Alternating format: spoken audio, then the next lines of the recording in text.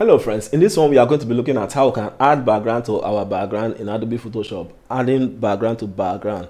Yes, we are going to be adding background to our background because we're not going to remove the entire original background. So we are adding background to background in Adobe Photoshop to spice up our image. Those of us that have been giving our client the same thing always, giving our client the same background always, it's time to make a little change. So we are going to be adding background to our background in Adobe Photoshop. This is Twisted Creative. Alarimane is my name. So first time on this channel, please do me a favor. Do me a favor by hitting that subscribe button.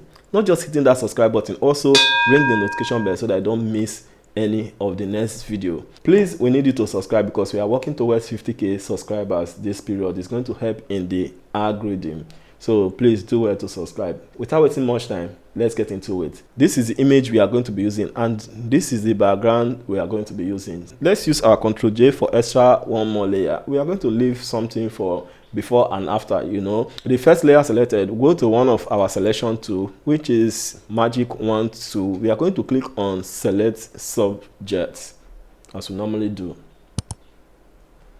The image has been selected, so we're going to check for corrections. Let's zoom in and see the parts that need to be corrected. So we have one here. We just have to get our lasso tool selected. Let's select our lasso tool by right clicking and choosing polygonal lasso tool. With the second to the last icon here selected, I leave it on minus so that anytime I want to minus, I just minus without holding any key. If I want to add, I have to hold my shift key to add. So we're going to be starting the selection of minus. I'm going to remove this part, which is minus. I'm going to remove this part like so.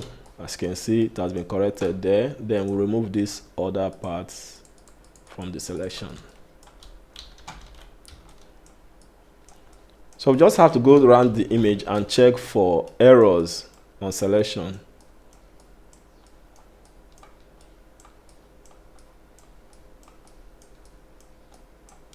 So there is one here, so we'll start here and correct here.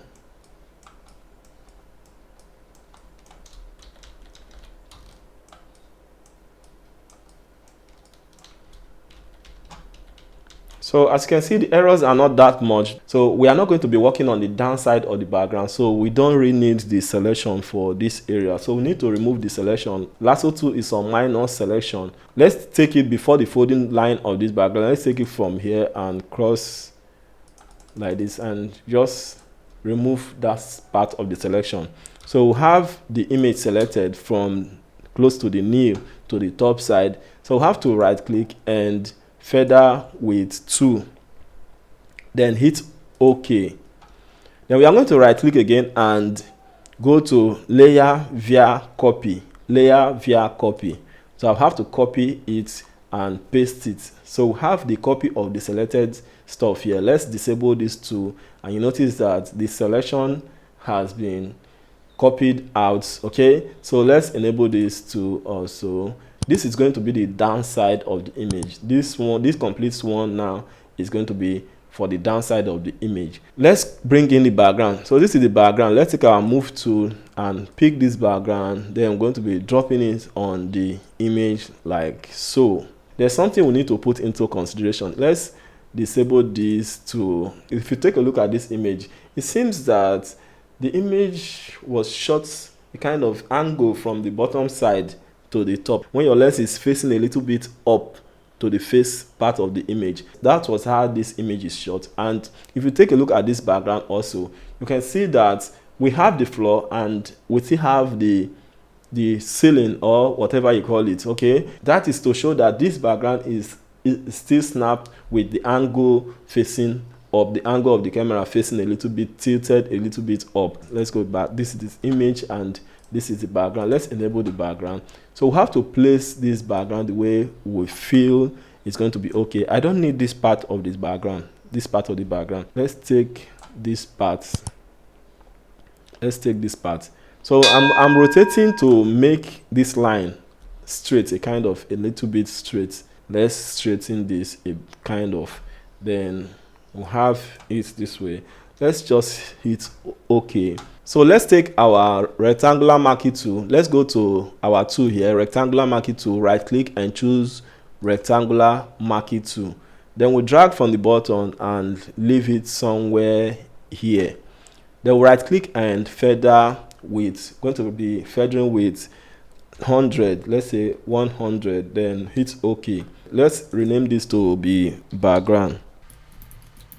So make sure the background layer is selected. So you're going to be pushing your delete like 3 times or thereabout. 1, 2, 3. The reason why we push our delete 3 times is that we are removing the line completely, because if you delete once, it's going to leave a mark, a line behind. So once you delete 3 times, it's going to remove the entire line from the background. So let's use our Ctrl D to deselect. So let's enable the top image. The background is going across the original image that we are keeping underneath. So we have to move the background a kind of. Alternatively, we still have to drag. Let's make it not to go across the downside of the image. Let's take it forward. Let's take it to this point and let's right click and feather with 100 and hit OK again and again. Then we have it cleaned up. If you check, there is no more line there. Let's use our Ctrl D to remove the selection.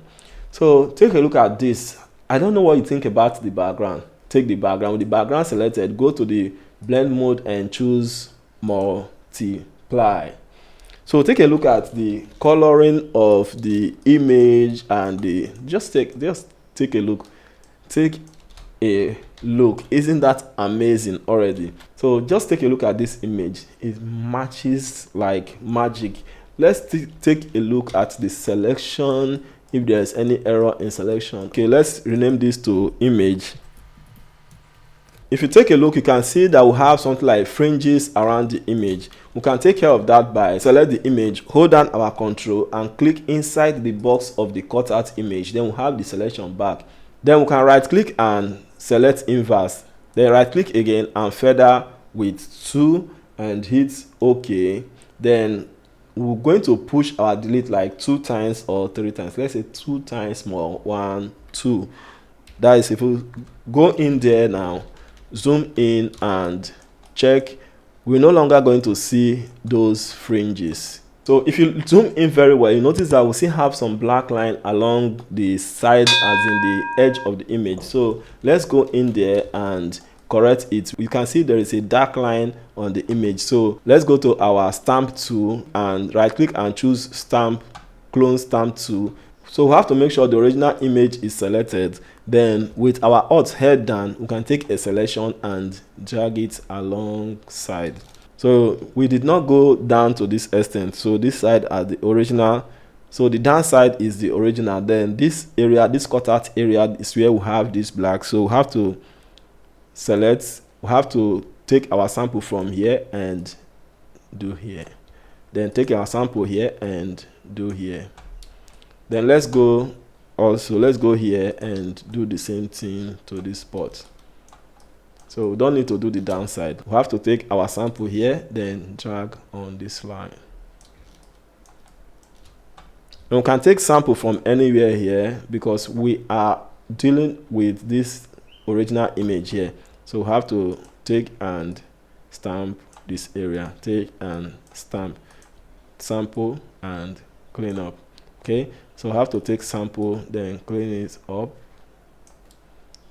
Take sample, then clean it up.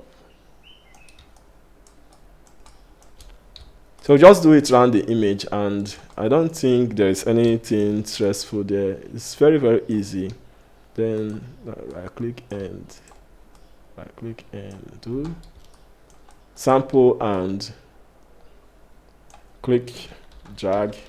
I think it's okay. The background has been altered without stress. If you take a look at this image now, you notice that it's only the client that will be able to testify that this is not the original background that was used for the image. So I think that is it. We have done everything about this image. Let's see the before and after. Let's hold down our Alt key and click on this eye icon here to see the before and the after.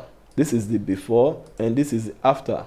This is the before and this is the after. Isn't that amazing? I think that is it. If you find it interesting, helpful and useful, let us know in the comment section telling us the area it has helped, the area it has not, and the area we need to improve on. And if you've been watching on this channel and you've not subscribed, please subscribe. And if you are new on this channel, please subscribe. It's going to help us in the YouTube algorithm, because we are working towards 50k subscriber this period. It's going to help in the algorithm a lot. So thanks for watching this video. Creative Pro, keep on creating. Just keep on creating. See you in the next one. Bye for now.